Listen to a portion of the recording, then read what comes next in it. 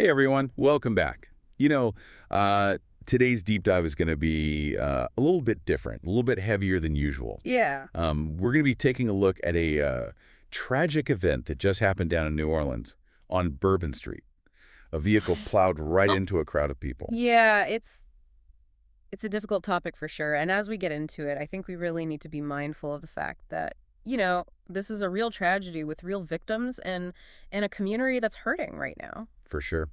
Bourbon Street, for those of you who maybe haven't been lucky enough to visit, it's like the beating heart of New Orleans, right? You got music everywhere, people out celebrating. It's that that energy that the city's famous for. Right. Like you can practically smell the beignets and hear the jazz just Yeah. thinking about it. And it's like a true cultural melting pot, A ton of history there. It's always buzzing with life. Yeah, which, I guess makes this event that much more jarring. Yeah, it's like the sudden darkness descending on a place that's known for its vibrancy.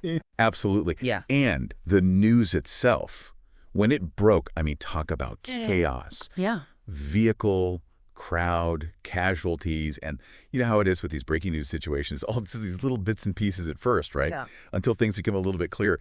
But even then, those early reports, man, they are just so full of fear and confusion. Oh, they are. You see the headlines and your mind just starts racing.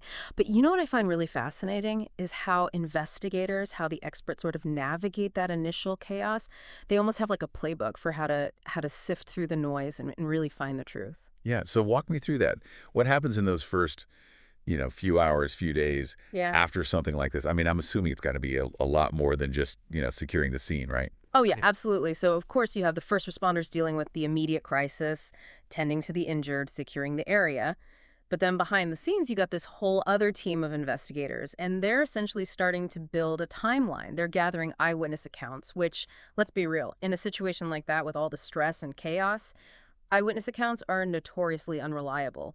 They're also looking at security footage, traffic camera feeds, really anything and everything that could help them reconstruct the moments leading up to the impact. Yeah, so it's almost like putting together this giant, tragic jigsaw puzzle. Exactly. And, speaking of impact, the numbers are unfortunately starting to come in now. At least 10 people dead, dozens more injured. It's heartbreaking. It really is. Yeah. It's just awful to think about the families that are going to be affected by this. And I think, it's important for us to remember that these aren't just statistics. We're talking about individuals. Each person had their own story, their own network of loved ones who are now facing, unimaginable grief. The ripple effects of something like this are going to be felt for a very long time. Yeah, no doubt.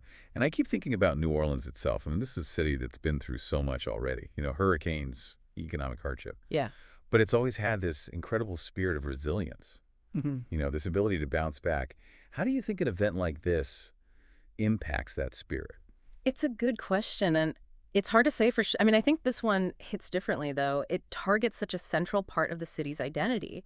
This is a place where people go to celebrate and to experience joy. To have that space violated in such a brutal way, it's bound to leave a scar. Yeah, it really makes you question things. Yeah. How do you even begin to balance safety and freedom in a city that's so built on openness and celebration? Right. And that's a complex issue with no easy answers, but it's definitely something that city planners, law enforcement, even residents are going to have to grapple with moving forward.